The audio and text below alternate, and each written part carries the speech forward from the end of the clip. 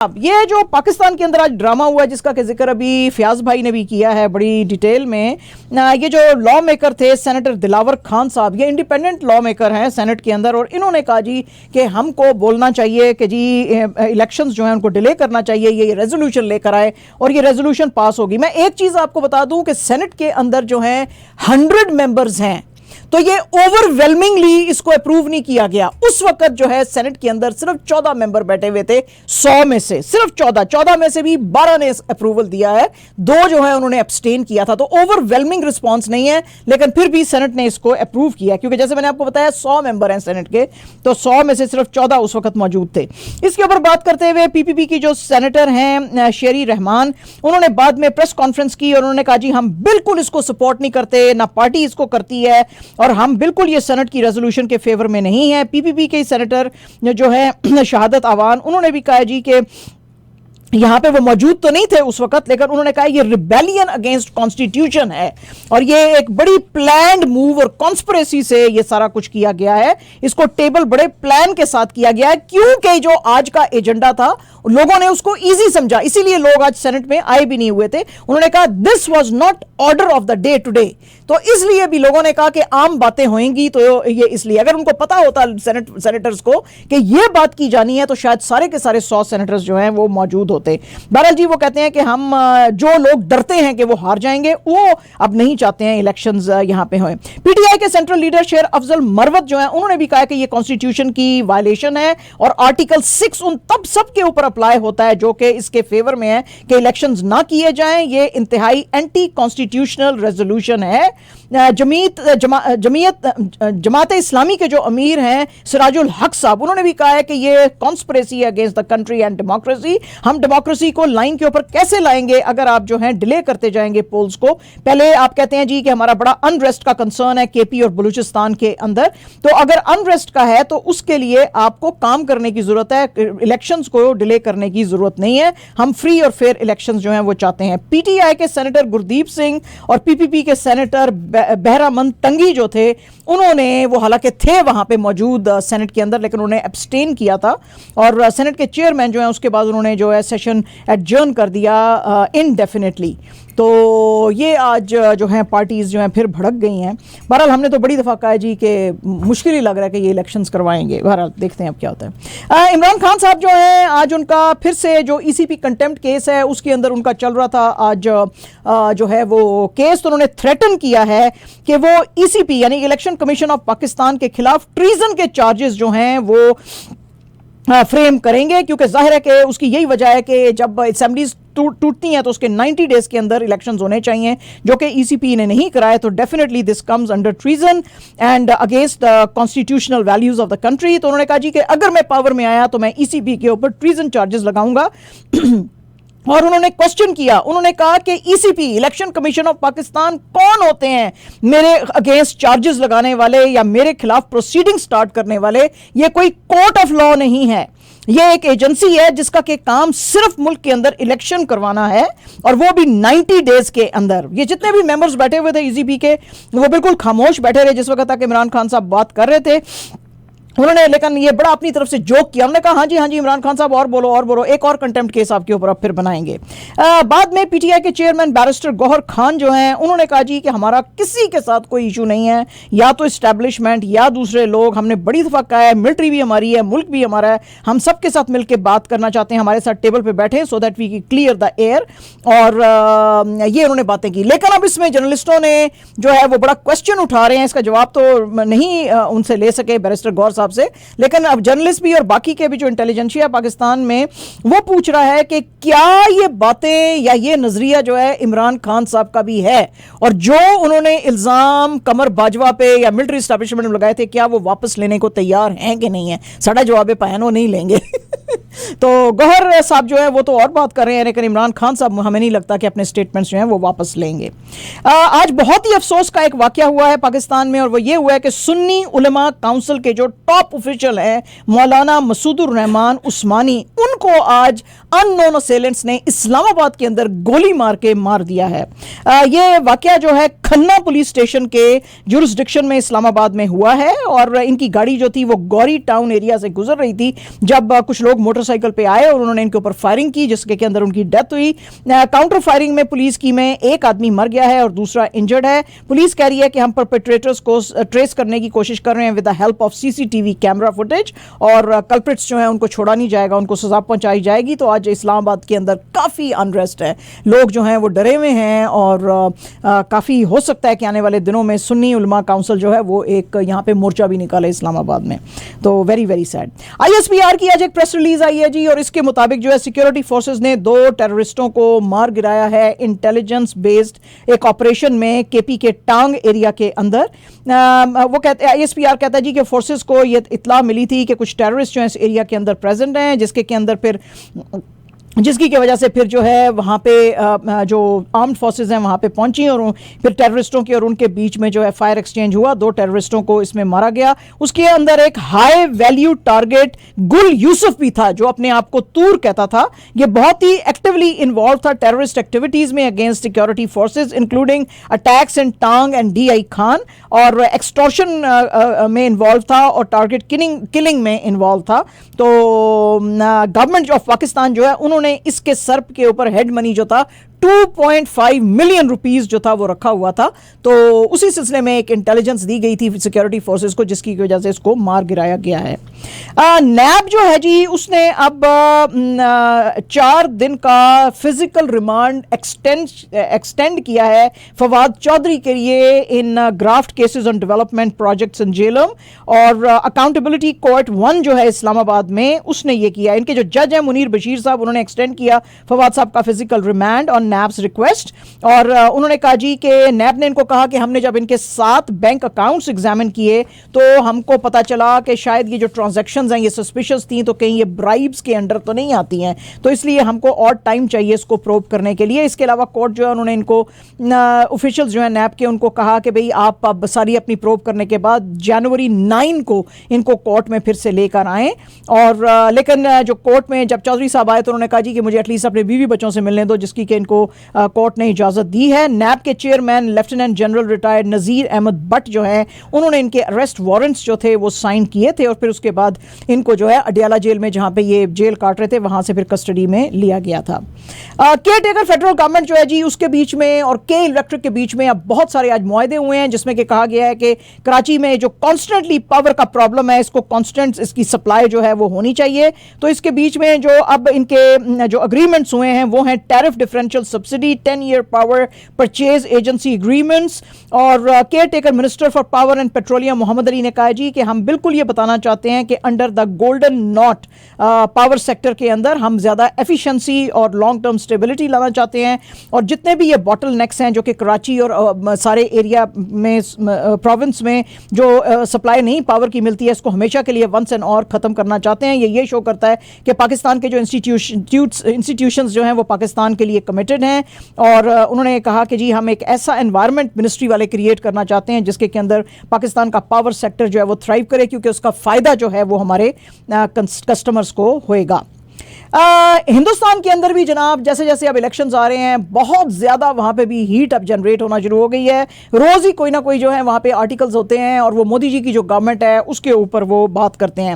अरविंद पगारिया जो हैं उनको अब अपॉइंट किया गया है as head of 16th finance commission, और ये जो बॉडी है वैसे तो ये प्रेसिडेंट ऑफ इंडिया जो है उनकी सजेशन पे इनको लिया जाता है, लेकिन जाहिर है कि मुलाकातें इनकी जो है प्राइम मिनिस्टर के साथ हुई हैं, और ये जो सेंट्रल स्टेट फाइनेंशियल जो टाइज हैं उसको यहां पे डिस्कस किया है। लेकिन वहां पे जो फाइनेंशियल एक्सपर्ट्स हैं हिंदुस्तान के अंदर उन्होंने कहा जी कि ये जो है अरविंद साहब क्या कर सकते हैं, क्योंकि जो ये गवर्नमेंट है इस वक्त मोदी जी की वो तो सिर्फ अपनी तारीफें कर रही है, और वो तो स्टेट्स को फिस्कल फ्रीडम ही नहीं दे रही है, उनको पैसे ही जो सेंटर की गवर्नमेंट है वो नहीं दे रही है, तो वो अपने प्रोजेक्ट्स कैसे चलाएंगे? प्रोजेक्ट्स नहीं चलाएंगे तो अरविंद पंगारिया साहब जो हैं वो फाइनेंस कमीशन में उनको बिठाने का फायदा क्या है कि जब फाइनेंसेस ही स्टेट्स को नहीं मिल रहे हैं। केरला के फाइनेंस मिनिस्टर जो है KN बाला गोपाल ने कहा है जी कि हमारा तो अब बोरोइंग जो है 4,000 करोड़ से बढ़ गया है, लेकिन यूनियन गवर्नमेंट जो है वो कोर्सिव एटीट्यूड बना के बैठी हुई है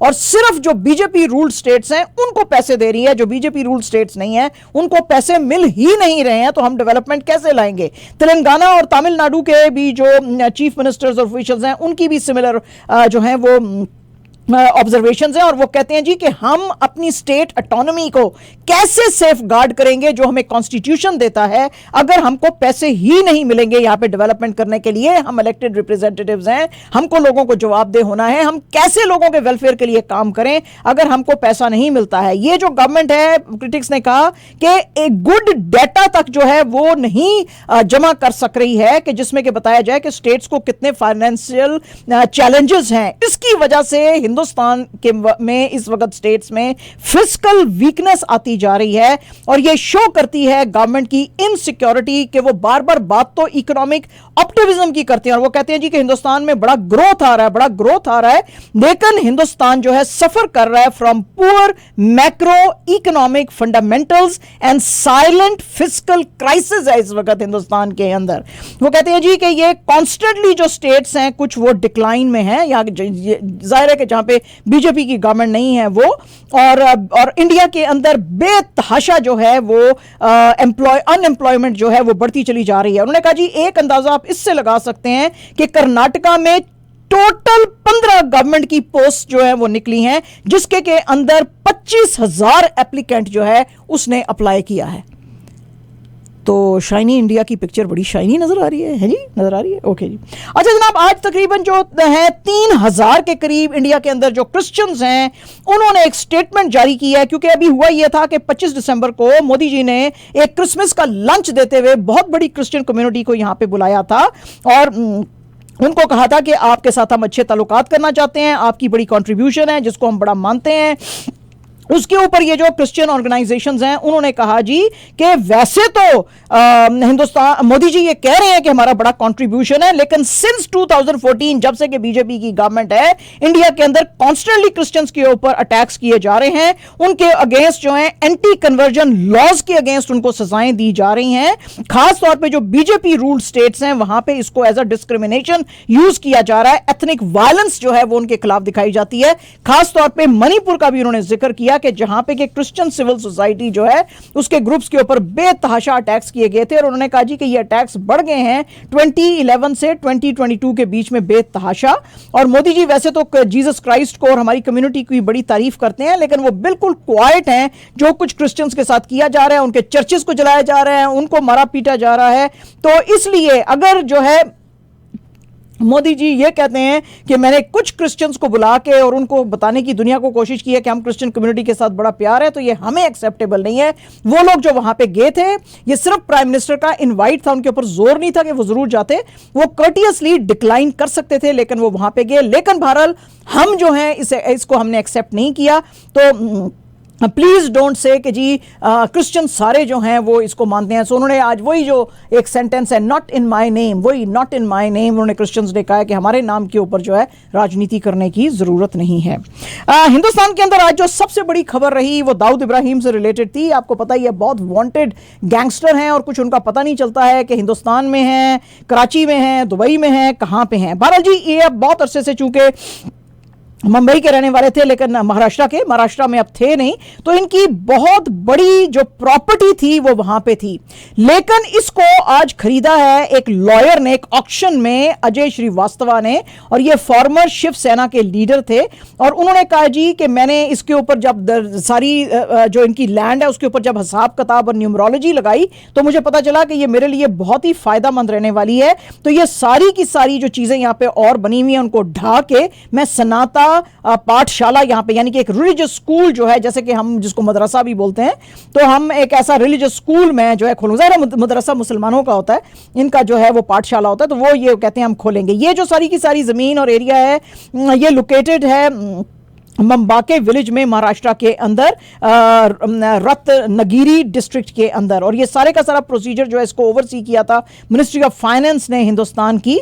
और इसमें जो एडमिनिस्ट्रेटर्स थे, जो कॉम्पिटेंट यानी कि अथॉरिटी थी, वो थी of smugglers and foreign exchange manipulators act जो है, उनके ऑफिशियल्स जो थे उनके तहत इन्होंने ये सारी की सारी प्रॉपर्टी इनको दी। आपको पता ही है कि दाऊद को डेजिग्नेट किया गया था global terrorist by India and USA in 2003। अच्छा, ये इसमें जो सबसे बड़ी बात यह है कि इस प्रॉपर्टी की कीमत जो है 15,000 करोड़ है। Can you imagine? और ये जो लॉयर साहब हैं, अजय साहब, इन्होंने सिर्फ 2 करोड़ में ये सारी जो है खरीदी है। वाह जी वाह, क्या मजे हैं, वाह वाह क्या मजे। और वो भी दाऊद इब्राहिम की प्रॉपर्टी। वाह वाह वाह, 15,000 करोड़ की ये प्रॉपर्टी अजय साहब ने 2 करोड़ में खरीदी है। वाह, सही, इनकी लॉटरी निकली है सही मानों में, है जी। तो ऐसे है।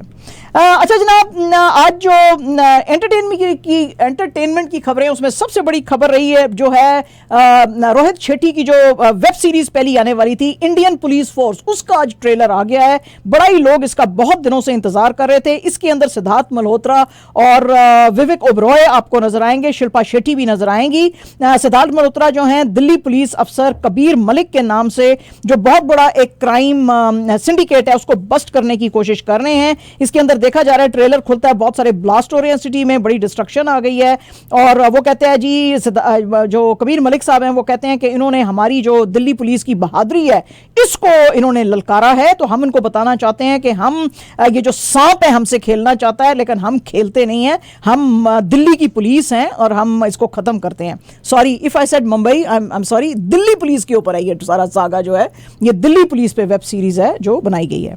और जनाब आमिर खान साहब की मैंने आपको बताया था 2 दिन पहले कि उनकी बेटी की शादी होने वाली है और अब इसका जो वेडिंग रिसेप्शन है वो जनवरी 13 को है। तो अब इसमें कहा जा रहा है कि सल्लू भाई और हमारे शाहरुख खान जो हैं वो भी अटेंड करेंगे। इसके अलावा और जो बड़े बड़े स्टार्स हैं वो भी, ये जो रिसेप्शन प्लान किया गया है BKC जियो सेंटर में, इसमें अजय देवगन, बिग बी, करण जौहर, अक्षय कुमार, करीना कपूर, राजकुमार हिरानी, आशुतोष गवारीकर, जूही चावला और बहुत से लोग आएंगे। इसके अलावा जो आमिर खान है उन्होंने अंबानीज जो हैं और भी बहुत बड़े बड़े सेलिब्रिटीज जो साउथ के हैं उनको भी दावत दी है अपनी बेटी की शादी की रिसेप्शन के लिए।